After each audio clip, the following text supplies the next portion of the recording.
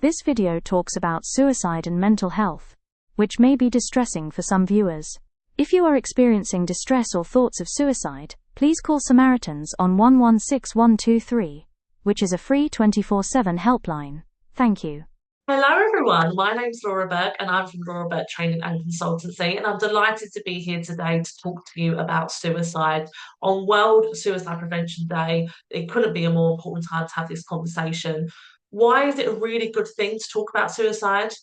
Because unfortunately it's not going anywhere. Suicide is a global public health issue. It's something that's happening in every community, genders, age groups, you name it. Unfortunately, suicide is there. Why? Because there are lots of stress, lots of people feel that they can't cope, lots of people feel very unwell, and unfortunately, they believe that suicide is the only way out. Suicide is the act of intentionally taking your own life, and essentially, people say often that the reason that they've chosen that path is because they want the pain to stop, they want the pain to end, they want to feel different, or they just want to, cancel out from life. Okay. So when we are thinking about someone that is experiencing suicidal thoughts or feelings, how do you think that would feel? Do you think they would show up really happy? Do you think that they would be their best selves? Do you think that they would be really motivated for the world, the world or life or anything like that? Not often. What we do see in those that are suicidal is typically we really see a change in their personality. Have you noticed someone that's quite bubbly, quite full of life, someone who's become now withdrawn, not really speaking too much? Or have you noticed the reverse? Someone that's quite withdrawn, keeps themselves to themselves, is now all of a sudden, coming to everything, wanting to be in every situation or conversation. That's a change in their personality. So what we are looking for is a change in character, but also what else might we have picked up on? Negative feelings. Are they presenting as guilty, shame, anger, emotional? Are they starting to give away their personal belongings? Are they saying goodbye to you as if they're not going to see you again? Or is it that we've picked up on the fact that they're just really withdrawn and they really don't see themselves? This is where we can make an impact and this is where we can step in. Individuals that say they want to take their own life, they say they want the pain to come to an end. They want things to stop. They want things to change. There is so much hope when it comes to suicide because a lot of the time people just want a break. They want their brain to stop. They want the thoughts to stop and they just want relief. And they can get relief. I was somebody who was suicidal years ago, and for me, I would kind of attribute it to like a bully in your head over and over again, similar thoughts about, how I should take my life or what I should do or how I'm not good enough. And that wasn't true. What was happening was my brain was in such a negative state that it was giving me more and more and more negativity. Anything I did right, it was telling me I did something wrong. Even if I got, I don't know, top marks in a class, it would be, oh, it was an easy paper. So what was happening for me was that it was a time in my life that was a really dark time, and it was something that I needed support to get through. I wouldn't have been able to do it without people around me and actually from external services, to be honest, because when your brain is so negative and all you're seeing is darkness or negativity or bleakness, it's very hard to move forward on your own. So sometimes we need to be alongside people. We need to be there for other people. And if we recognize that someone isn't doing great, check in. You never know how much that can help someone. So, how do we do that then? So, we've noticed that someone around us doesn't see themselves. We have picked up on the fact that there's a change here, and I'm not sure why. Ask them, how are you doing today? How's everything going? What are they going to say to you? They're going to say, I'm fine. But we want to change our questioning. We want to say, are you sure you're fine? I've noticed that you don't seem like yourself lately. Is everything okay? I just want to listen. Now, that's a very, very different line of questioning, which is going to get a different result. You are telling someone, I'm here, I can see you, I can see something different. Also, I want to stay here and listen. Now, that's already a really different level of support that you can give someone. Secondly, once you're having a conversation with someone, listen, sit back, listen. You don't need to tell them how fantastic they are. You don't need to tell them they need to love life, nothing like that. You just need to listen to them. What is currently going on for them? What are they telling you right now? How do they seem? And then when they are talking to you about this, perhaps you might be thinking, I need to ask the question about suicide. Why do you think that?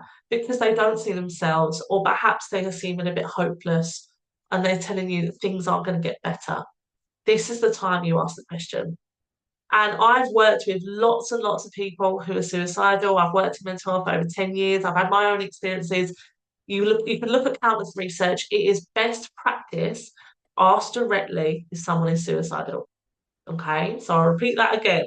It is really good practice to ask someone if they are suicidal. It does not mean they are going to do it. It doesn't mean that they, because you've asked that question, they're going to go, you know what, that's a great idea. It doesn't work like that. It's a case of you asking the question and you're actually going to know what is happening for that someone, that person. If it's going on internally, let's bring it out so we can help them. So then I'm going to ask the question, have you been thinking about ending your life? Have you had thoughts of suicide? For some of you listening to this video today, that might blow your mind. You might be thinking, Laura, that's a lot for me. Leave that to the mental health professionals. But I promise you, them questions can save lives. Because what I want you to do is when you ask that question, listen. Just listen. You don't have to say anything else. You don't need to tell them how fantastic life is or how great they are, what they've got in their life. It won't make a difference. You just need to listen because we're going to pass that on to emergency services if we need to. So if they have said, yes, I've got suicidal thoughts, we would then ask, have you made a plan? Why do we ask, have you made a plan? Because we need to know the severity of this. We need to know if somebody has really taken steps towards ending their life. So when we know that, that is when we then pass it on to emergency services. We tell them that we're really grateful that they've spoken to us and we know that this was difficult. But actually, what we want to do is we want to keep them safe. And the way that we can do that is get someone else to support them because it can't just sit in them with you. We can't keep it a secret. We can't just say like everything's okay. We can't just say, oh, they spoke about you now, so that's fine, it's gone away. It doesn't. So we need to get support to them. So by you taking them to A&E or calling 999 or calling Samaritans or calling a different service, that can really support and get the right support for them. Because you know what? We often can't do it alone. When we feel on the floor of our mental health, it's very hard to advocate for ourselves. And sometimes we need someone to come alongside us and go, look, I've got you. Okay. So that's what we can do. We are checking in, we are listening, we're asking the question, and then we're going to signpost. That is how we support people who are experiencing suicidal thoughts and feelings. When we do our suicide prevention training, we go, of course, a lot more in depth to this. And I think it's really great because we've got time to ask lots of questions that we wouldn't usually ask and we get a different level of understanding. But I wanted to come to you today and provide some value because I believe that, you know, by talking about this, by sharing the strategies and the techniques, this can really be life changing. And if you are currently listening to me right now and you feel this way, please know that things can change for you. What we know for sure is that change is inevitable. So no matter how bad things feel currently, they aren't always going to feel like this. And these intense feelings will pass and they do pass. It just takes time. It just takes something new. It just takes people. It just takes connection, services, whatever it takes. But things can change and will change. It just takes a new step. That's it. So maybe you're listening to me today, and whether you're listening about yourself or whether you're listening about someone else, what is one small step you can take today to make a difference to you, to someone around you? As I said, this is a very important day, World Suicide Prevention Day, but actually it shouldn't just be today that we talk about this. This should be an ongoing conversation because, as I said to you, lots of communities are experiencing this. But please know there is things that we can do and suicide can be preventable. So I hope this training has been helpful. I know I just wanted to come and provide a really short bit of value there. And I hope it's got you to think about what we can do. I will leave some services for you, but essentially Samaritans 24-hour listening service. That's 116123. That's 116123. You can call them. You can call 111 now, and there's a mental health service. You can speak to mental health professionals. Please don't just stick with this. This is something that needs to be shared, okay? And this is something that you can be supported with, and you are very deserving to have this support. So I hope that is helpful. As I said, we do lots more training on this, but I can go in a lot more detail. But I hope that this has been useful. But this is what we do, and this is something we are very experienced in. So any thoughts or anything like that, please do share at the bottom. Thank you very much. Thank you for listening.